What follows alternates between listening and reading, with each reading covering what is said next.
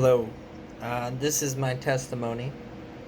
Um, I'm a very shy person, so I don't like being on camera. So I'm going to start with how God worked in my life. Um, God's been there my whole life, my entire life. Um, God saved me from a lot of pain, a lot of suffering.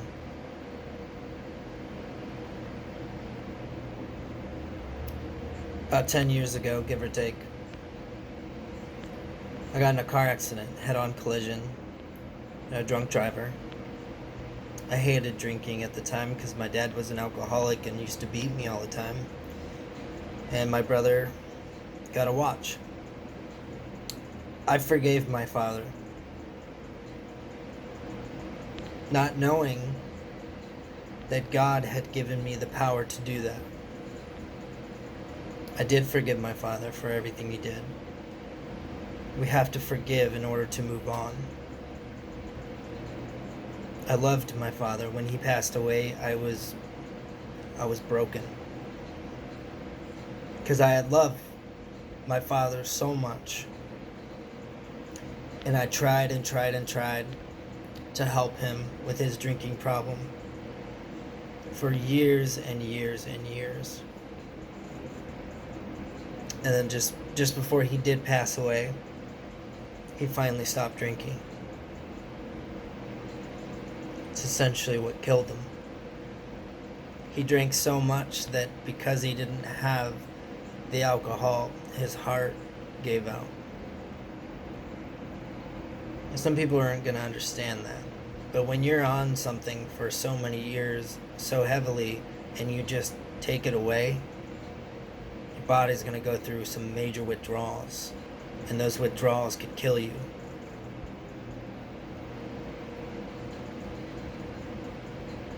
During this time, it was really, really hard because I had left home.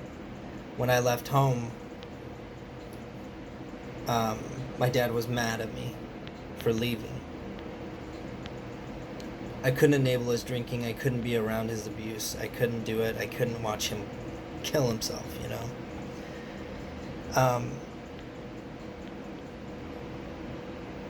The first time I encountered God, I was going to church at this time too. Off and on, not every Sunday, but off and on. I worked for a company called Sapa, which was an aluminum extrusion company, and I hated it. I mean, hate's a really strong word, but I disliked it so much. I did not like it, not even a little bit. Yes, I got, good workout and all that good stuff, but that's just not what I wanted in life. And so I was going to leave one day, and my buddy said, no, don't burn your bridges. Stay strong, look for a different job, but keep your job. I knew that something inside of me was telling me to leave.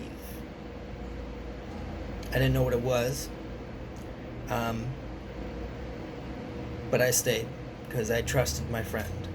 I trusted his judgment. I also just trusted what he was saying. Life is difficult. We all know that. I continued my shift. And basically, just people telling me like I'm not doing the job right, and do it this way and it'll be easier, and trying to teach me, but not really teaching me, almost like condescendingly trying to just make me feel like crap. And I was getting angry, getting so angry with it. Getting angry with the people I worked with, watching the guy by the press smoke crack, and then I go tell my supervisor that I don't want to work with someone who's under the influence of whatever he's smoking over there. And then I'm the one that gets condemned for it. And then everyone hates me.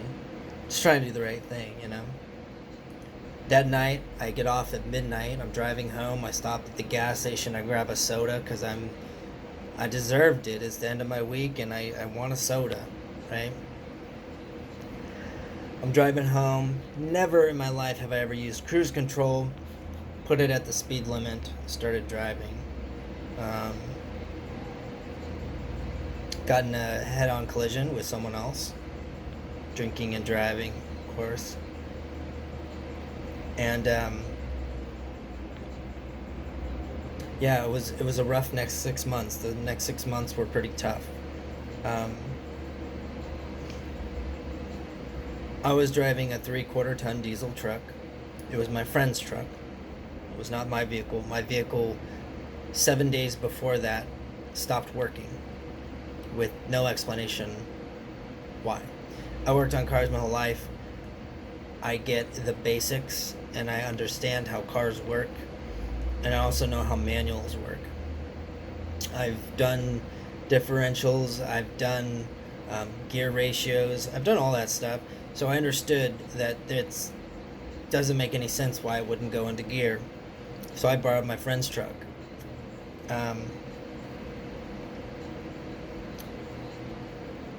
After I got out of the hospital, and after I went to church the next day because something in my head told me to, something in my heart told me to, and my friend took me to church, and my boss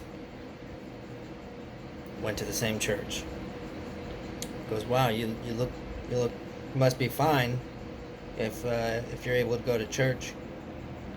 I said, I'm wearing a neck brace, and I'm in extreme pain. I'm only coming to church because something in my head and something in my heart told me I needed to be here today.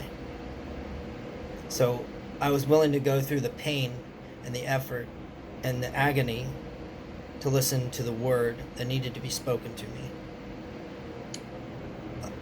Obviously, I was hopped up on drugs, so I might not have heard everything, but I know that in my heart and in my soul, I heard it, you know?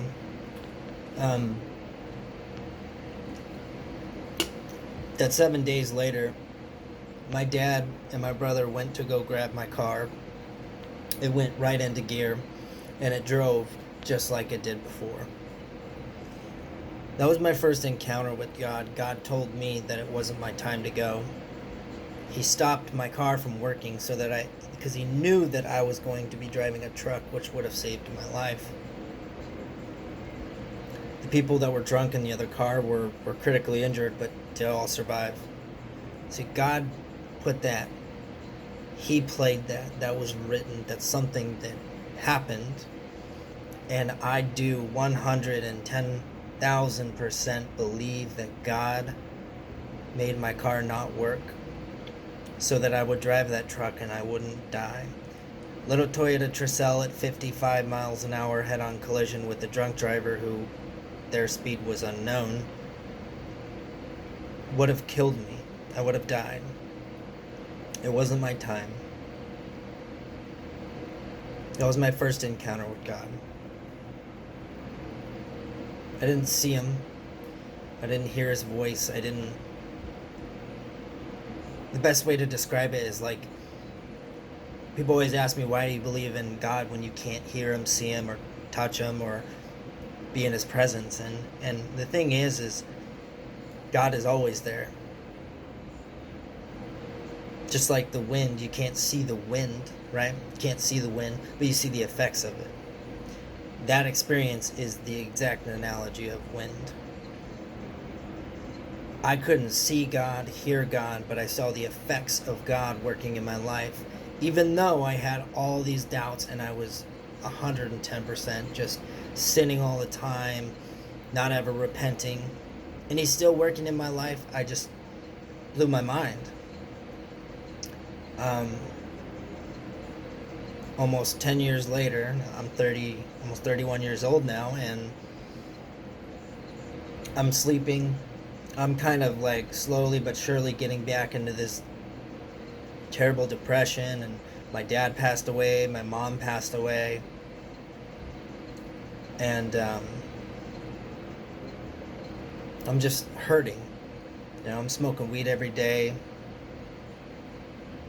Um, and then I'm sleeping, getting ready to go, I'm going to bed, and I go to sleep, and I wake up, and there's this bright light. Not like this light here. Not this.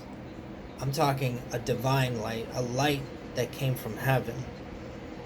This light was not of this earth. That light does not exist here. And Jesus came before me. I felt all the burdens and all the fears of my life compiled into just a few seconds.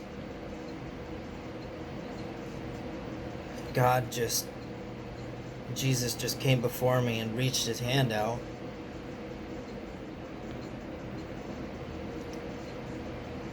And everything was electrified. His hair was electrified. The best way I can describe his presence was glory. It was godly, it was loving, it was comforting, it was humility, it was everything good that you could ever experience on this earth times infinity. A lot of people ask me, how do you know it was Jesus? Because he told me in my heart that it was him. Because I've always believed in God. I didn't know Jesus, though. I didn't know Jesus in a relationship with him. He came to me and he reached his hand out. At first I thought he was pointing his finger at me, like as if, like he was angry with me. And he might have been, I don't know. And maybe that's why I felt so much shame in my heart and my soul. But the thing is that God is graceful. And he showed me his mercy and his grace. And he's giving me another chance. And I keep watching all these people's testimonies on YouTube and hearing about their experiences. And it's amazing to hear it. It's phenomenal. I love hearing other people's testimonies and how God has worked in their life. God's working in my life, and he can work in your life too. And God is working in all of our lives.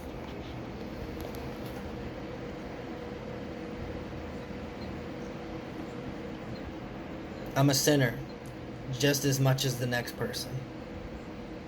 But Jesus paid our fine.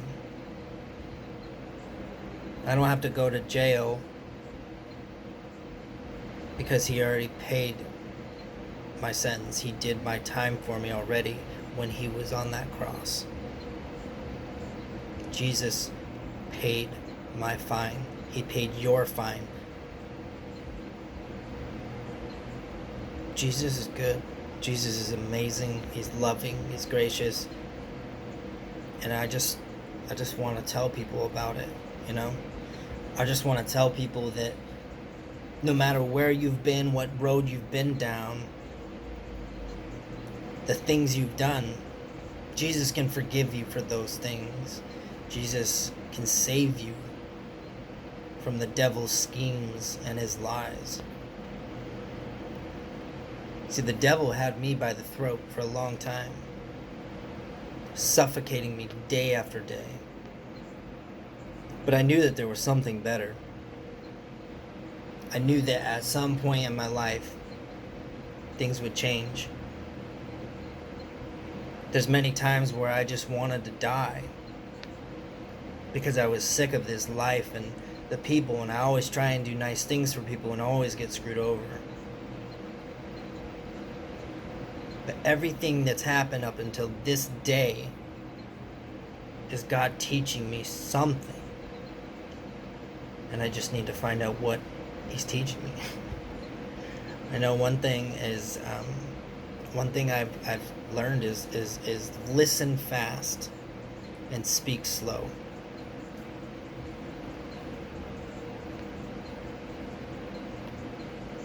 when I think of that moment of him standing before me, it gives me joy. So whenever I'm having a hard day or I'm thinking about sinning or sexual sin, because that's honestly the biggest one for me, is pornography and stuff like that. And I don't, I never felt shame before. So when it does happen, which is not nearly as often as it used to, I feel sorrow and my heart hurts and I feel terrible afterwards. To know that God is there and watching me and He's here and He's loving me every second of every day that I'm living makes me feel amazing. Knowing that there's a loving God watching you, looking after you, fighting your battles, fighting the demons that are after you. This is my testimony. And I just want to let everyone know that God is good. Jesus is King. He's King above all kings. If you're looking for something in your life, turn to Jesus. I promise you, He'll change everything. He'll change your life. Just stay strong. Thanks for listening. I know it was kind of long, but God is good. Peace and love, alright?